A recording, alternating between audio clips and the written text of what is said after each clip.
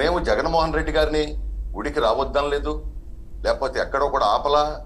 30 section ఎందుకు పెట్టారంటే supreme court judge గారు వస్తున్నారు, అదేవిధంగా దసరా ఉత్సవాలకి ఏర్పాట్లు జరుగుతా ఉన్నాయి. జగన్మోహన్ రెడ్డి గారు పిలిపించారంటే మరి ఎంతమంది వస్తారో మీకు తెలుసు. మరి వారికి తగిన పోలీసు బలగాలు ఏర్పాటు చేసాం, కాన్వాయ్ ఏర్పాటు చేసాం. ఆయనకి ఎక్కడ కూడా ఎలాంటి ఇబ్బంది పెట్టలా. అదేమంటే ఆయనకి ఎక్కడ కూడా నోటీస్ కూడా ఇవ్వలా. ఇవాళ మా వాళ్ళకి నోటీసులు ఇస్తున్నారని ఇవాళ గుర్తొచ్చింది. ఎంతమందికి, లక్షల మందికి నోటీసులు ఇచ్చాడు జగన్మోహన్ రెడ్డి గారు. ఇళ్లలో నుంచి బయటికి రాకుండా అరెస్ట్ చేశారు జగన్మోహన్ రెడ్డి గారు. ఇవ్వక మాట్లాడితే ఒకళ్ళకి ఇద్దరికి నోటీసులు ఇస్తే నోటీసులు ఓ చూపిస్తున్నారు. ఇదేం పద్ధతి ఇది? నేను ఒకటే అడుగుతున్నా, జగన్మోహన్ రెడ్డి గారికి కనీసం ఆయన ఇది మతం అని చెప్పుకునేటువంటి ధైర్యం కూడా ఆయనకి లేదు. నేను చెప్తున్నా, నాది హిందూ మతం, మా తల్లి